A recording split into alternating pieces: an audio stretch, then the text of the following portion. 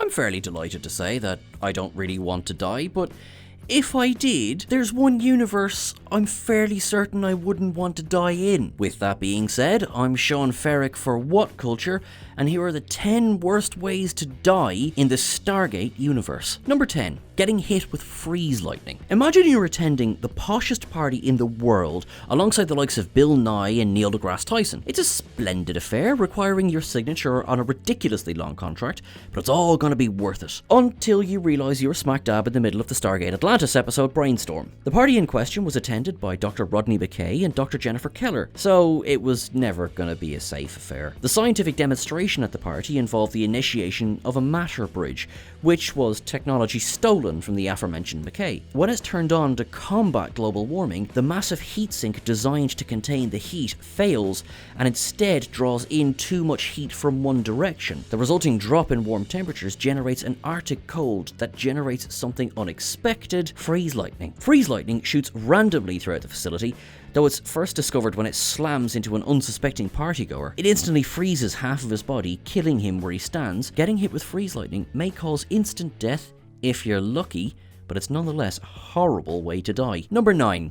Being sucked into a black hole. In a matter of time, SG-10 makes the horrible mistake of visiting PX-3808, a world circling a newly formed black hole. If you know anything about the nature of these astronomical wonders, you know it isn't going to end well for them, and it doesn't. The bulk of the episode centers around the inability of Stargate Command to close the wormhole. Instead of collapsing like usual, it's sustained by the black hole's energy, which creates a problem for SGC. The anomaly's gravity begins warping time and space, pulling everything into the wormhole, threatening Earth. It's all dealt with throughout the episode, but the fate of SG-10 is only glossed over, as theirs is the worst of all. Falling into a black hole is no picnic, and it's easily one of the worst ways to die in any universe. Because of how a black hole warps space-time, SG-10 is effectively trapped in time. From their perspective, they run from the black hole in normal time. For everyone else in the universe, they're trapped in their fate forever. Number 8. Developing explosive tumors. One of the saddest deaths from the entire Stargate franchise came in the Stargate Atlantis episode, Sunday, when Dr. Carson Beckett was killed. The death came as a surprise at the end of the episode, and it shattered fans' belief that the core characters were safe from being killed. Dr. Beckett died from an explosion, which isn't a fun way to go, but it's not the death that lands his demise on this list. Instead, it's all about his patient and the one he wasn't able to save. In the episode, an ancient device is found that turns people into weapons. Vice emits a form of radiation that creates large tumours in the body, but these aren't your run-of-the-mill tumours. In fact, they are explosive and capable of transforming anyone irradiated by the device into a walking, talking time bomb. The scientists who discover it, Houston and Watson, suffer this fate. Dr. Beckett managed to save Watson, but the tumour he extracted exploded, killing him after the surgery. Houston wasn't so lucky, and a few hours prior, she mysteriously blew up, killing 3 people. Her death was instantaneous, but she exploded from the inside out, killing her friends and colleagues. Number 7. Having your lifespan artificially accelerated. The 9th episode of Stargate SG-1, Brief Candle, saw the team visit the beautiful planet Argos. They soon meet the Argosians, a people who live a life of luxury, though they never leave the proximity of the central temple honouring the Greek hero Pelops, who was, of course, a GOA'ULD. Soon after arriving, Colonel Jack O'Neill begins to age rapidly, reaching an elderly state in a short amount of time. He ultimately accepts his fate and prepares to die, though his friends attempt everything to save him, but to no avail. After taking a walk outside the temple's area of influence, things change. It's revealed that everyone on the planet is infected with nanites developed by Pelops to accelerate their aging. They are born, live, and die within 100 days. That's all they get. The experiment's purpose was to speed up human evolution, but Pelops abandoned it, leaving the Argosians to their fate. Fortunately for Jack, his condition was reversed, but everyone who came before SG-1 arrived, countless generations of people, they were made to live and die in only 100 days. They may have been ignorant of their natural lifespan, but they were denied it nonetheless. Number 6.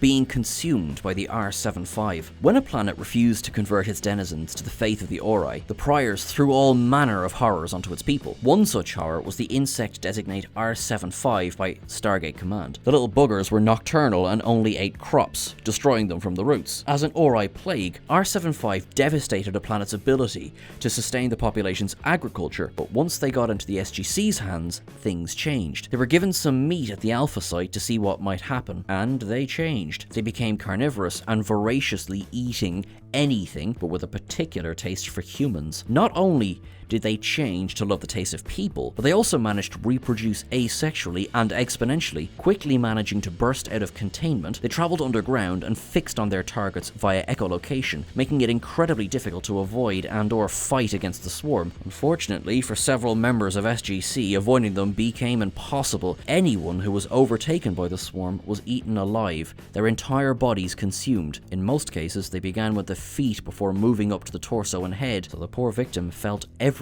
as it was happening. Number 5. Being incinerated in the town square. When Daniel Jackson and Vala investigate an ancient communications device, it doesn't work in the traditional sense. Instead of making a call through it, they are rendered unconscious and their minds are swapped with 2 people from another galaxy, which the Ori controls. The episode Avalon Part 2 introduces the series' next big bad with the Ori and their followers, and those people are the real problem. They are led by religious zealots called the Priors of the Ori, and through their benefactors, the Priors are given a great deal of power. When Daniel and Vala find themselves at odds with a Prior, it results in Vala's persecution. She's labelled a heretic and is brought to the town centre, where prostration is normally conducted. Instead of the day's prostration, she's placed at the centre of a stone formation where she is bound and burned alive. She was immolated and her screams resounded through the town square as she burned. Being burned alive is horrific enough, but it isn't made better as dozens of people watch. She was later resurrected, but the pain of her death, even while in another's body, forever remained. Number 4. Being bitten by an IRATUS bug. It doesn't take long for the Atlantis expedition to meet the Wraith before entering the Pegasus galaxy, returning them to active status. Just about everywhere the team went, they met something new and nasty, mucking things up for everyone in the whole galaxy, and one such creature was the IRATUS bug. In 38 minutes, Major John Shepard is bitten by one of these nasty buggers, and it's not easy to remove. In fact, it's next to impossible to take the thing off, and that becomes a serious problem when the team's puddle jumper is trapped inside a Stargate. When the IRATUS bug is attached to him, it sucks his life energy in much the same way that a Wraith does.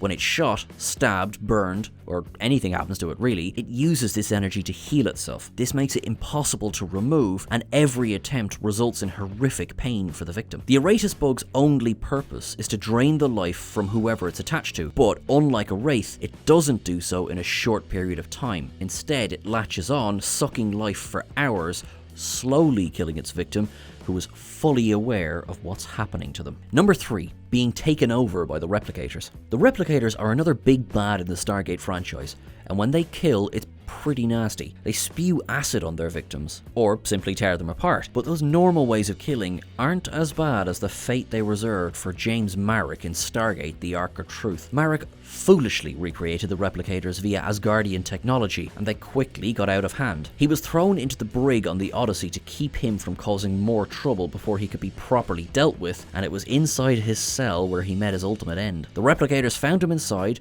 but instead of tearing him apart or melting his face off, the Replicators instead tried something new. They took over his body by tearing into his skin and incorporating their technology with his organic frame, making him into a Replicator cyborg. He didn't die immediately, but he was no longer in control of his body in much the same way as a GOA'ULD host. He was killed in an explosion, but the Replicators continued to use his body as a weapon, making him into a zombie cyborg monster. Number 2. Becoming a host to a GOA'ULD. Throughout the early seasons of Stargate SG-1, the GOA'ULD insist that nothing of the host survives when they take over a human body. This is generally accepted, but it proves untrue in later seasons, and this makes being taken over by a GOA'ULD much worse. When the GOA'ULD takes over a human's body, they suppress their consciousness to take control. This pushes the person's ability to control their own body to the back of their mind, but it's revealed that they are fully aware of everything that happens to them, including everything their body does. Imagine living for thousands of years, trapped in a prison of your own mind,